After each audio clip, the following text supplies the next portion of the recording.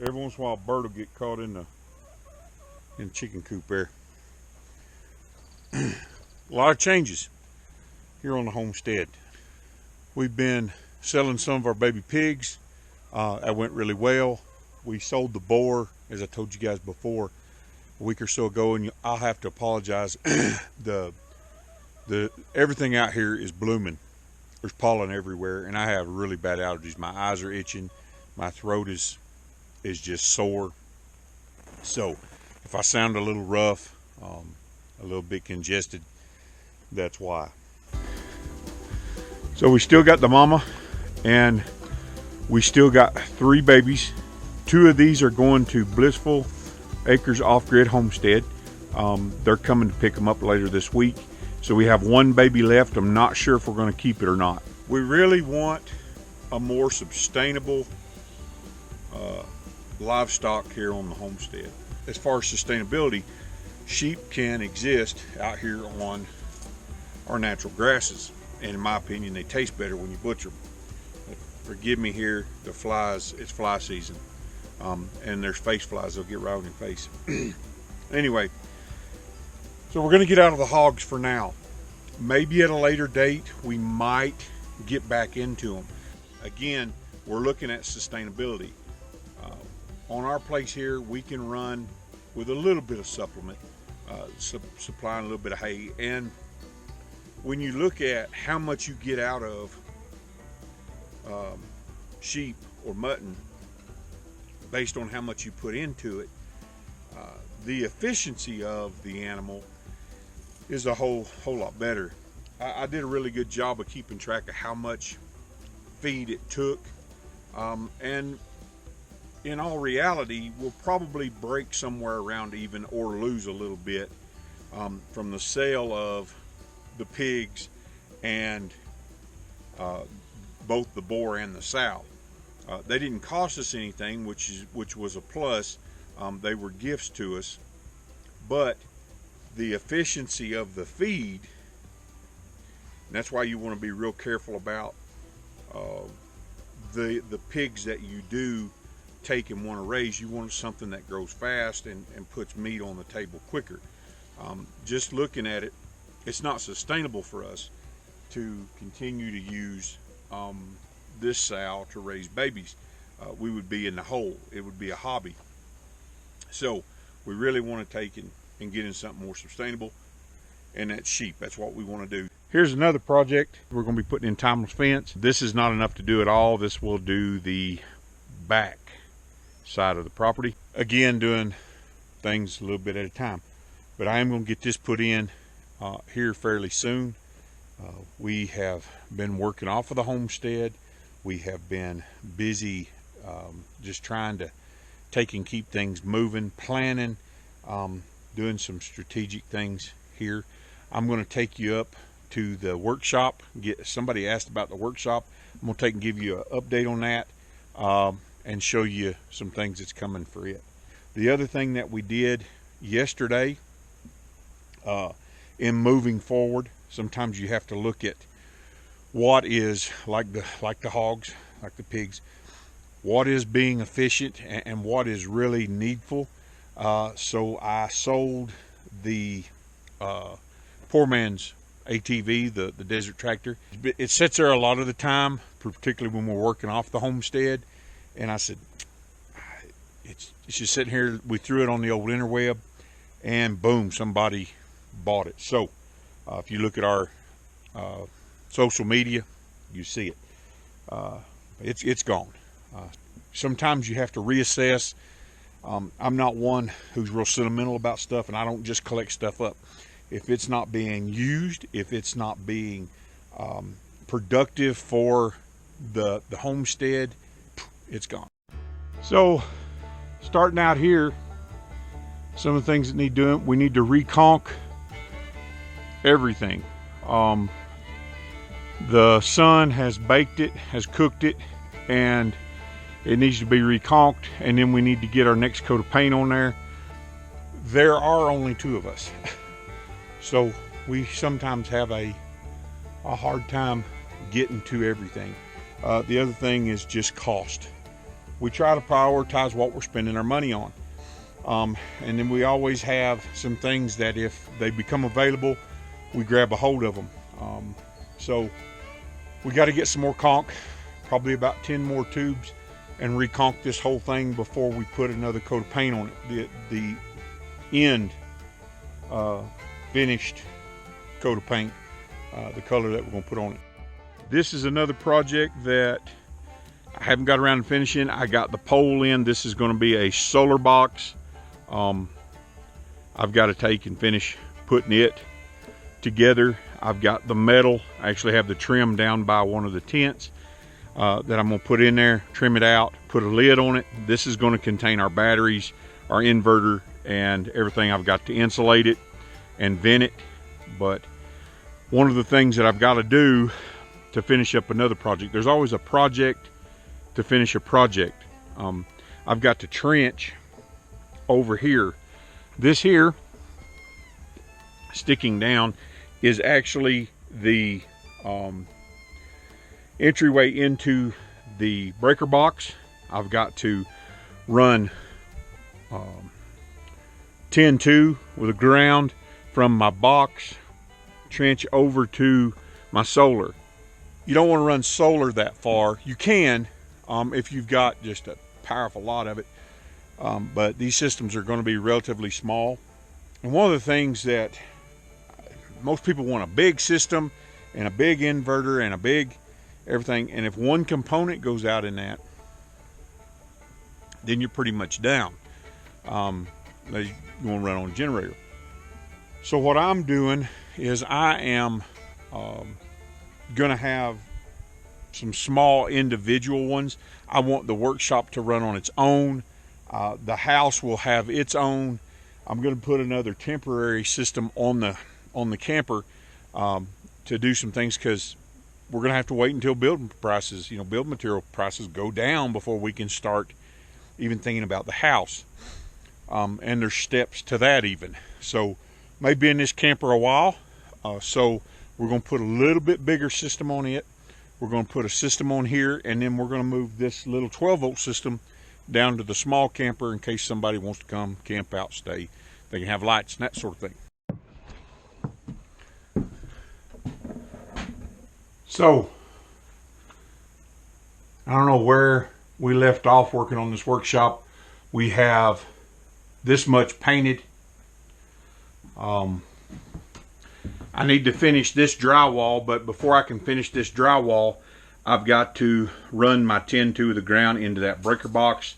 It's got 2 breakers in it. One runs lights, one runs plugs. Not going to be that much stuff in here. That's a project that I got to finish. You're going to see coming up. It'll probably be with the digging the trench and all that. We have a brand new gas stove that's going to go in here. This is a cooking stove for Miss Polly so she can bake. Believe it or not, 100 degrees in this little cabin, this little workshop here, really is cool in here. You can open the windows, breeze blows through here. It's really cool. I think part of it is that the wind blows underneath and cools the floor also. So I think that that's something we're going to have to look at in ventilating. Maybe use like some geothermal, so that during the summer we can open some vents. I'll allow the wind to blow under the house. During the winter, close them up. That's something I'm working on too. We haven't decided how we're going to underpin it. We thought about doing earth bags. We're really not sure just yet. We're still trying to figure that out. But I've got to get this drywall finished. I've got to get the wires in so I can finish the drywall. Got to finish something. Some of the carpet I picked up the other day is going to go up here in the loft. I've got it setting up there. I've got to do some cleanup. I've got to caulk and paint all this. I've got to finish trimming around the support box. I've got some trim I've got to finish in here. All this stuff is little things that I got to finish up. Those things I've got to finish up so I can start mudding and taping. Once I start mudding and taping, then I can start building some desks and get some things in here so we can start using this for a studio. We want this to be a place, you know, we've got plenty of storage. We've got, you know, a place where we can work, a place where Polly can bake, you know, cook celebration dinners, that sort of thing. That's what this workshop is for. Polly going to have a beading station. I have my video studio over there. Anyway, these are some things that are coming down the pike. Show you a few more. Right here, I've talked about it before. It's been a long time ago. It's filling in with sand. We're actually going to build a cellar. We're going to do an earth bag cellar. I've got to buy some timbers to put around in different places in the structure, on the corners and supports and for the roof. But we're going to dig down here.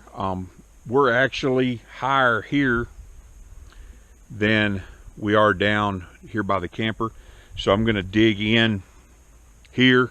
I really want to get a piece of equipment in, but if I can't get a piece of equipment in to actually dig the hole, I'm going to do a little bit by little bit with a shovel until I get, we're going to build a 12 by 12 root cellar. It's going to make things a whole lot easier on us storing food. It gets hot out here, and we've had canned stuff go bad because it's so hot. So we really need an earth cellar. One of the things I want to do too is I want to play around with an ice house. I've seen a few other people do it, and I think if we freeze water in the winter, get some kind of containers, buckets or something that where the water will freeze in it, we can stack it back in there and probably have ice and keep stuff cool, hopefully through the summer. May not happen, but we're going to try it. That's another project that we've got coming down the pike. So as you can see, we've got a lot of things here on the homestead, and there's just two of us. The other thing that we're having to balance out, and I talked about this in the other video, the last video, is working on the homestead, building a homestead, maintaining what you have. I mean, if you look at the workshop, it already needs to be reconked, and we haven't got the finished coat of paint on it yet.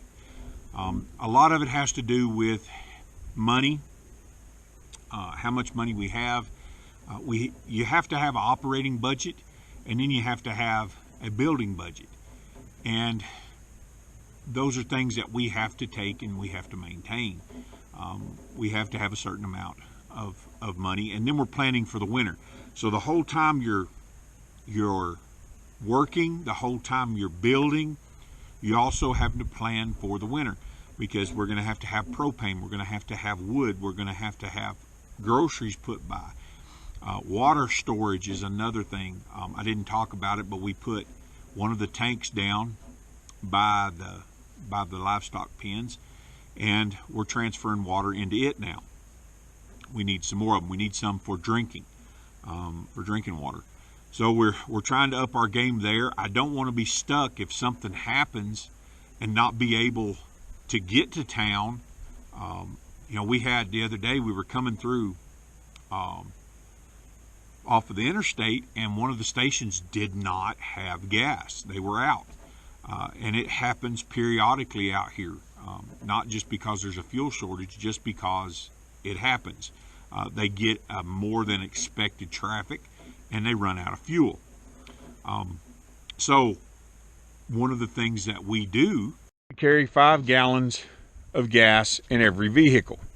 Now 5 gallons of gas in Old Red here, it gets a little bit less than 20 miles to the gallon. So that's almost 100 miles. We're about 40 miles from anywhere. So, you know, we're about where we were at to the next gas station was about 60 miles. Now, we weren't out. This is another tip that I'll tell people if you're on the desert. If there's a gas station, put gas in your tank. When money gets tight, that's sometimes kind of hard to fill your tank up. But it's better than walking. You have to prioritize and you have to budget. We put gas in. We fill up our tank every time we go to town, whether it's 3/4 of a tank or 1/4 of a tank. We fill up our tanks. Why? Because you never know when you go back to town if they're actually going to have gas or not. Man, these flies are terrible. I'd be okay with it if they just didn't try to go up my nose or in my mouth or in my ear. God bless. Back to what I was saying. You gotta be prepared. So we try to keep 10, 15 gallons of gas on hand at all times. That's something else that we want to take and put into action, is get a fuel tank and have it here on the homestead, maybe on a trailer, so that if something ever does happen, the transportation part of the chain goes down, we've still got gas, we can still be mobile. We're really hoping to get all of this stuff done before winter. I think we can do it, but we've got to work off the homestead too.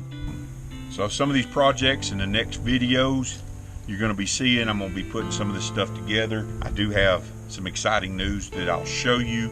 I'm hoping that I can get quite a bit of footage of it when it comes, that I'm going to bring to you in another video. That's really going to help us not have to spend as much money and as much time off the homestead. Hopefully, that's what we're hoping. Guys, I just want to say thank you. We appreciate you guys. We appreciate all of our subscribers, everybody that comments, joins in on our giveaways, all the communication, all the love you guys give us. We really appreciate it. It really helps us out when we read a comment, and it's really encouraging. You know, what my hope is with our channel is that we can show people that you can do this. You can do it on a budget. We're not rich. Everything that we do is strategic, even though it may not look like it. But we want to be able to help folks who want to do this and go, I don't think I got the money. I don't think I got the skills. I don't think I've got it. You can do it. We did this on a very minimal budget. Everything here is done in cash. And yeah, we don't have a great lot yet, but we're coming up on a year. And that's a bunch. We've done a bunch here in a year. At least I think we have. So we appreciate you guys. Thank you guys for your encouragement. Thank you guys for your kind words. And remember, until next time, pray hard, stay strong, ride on.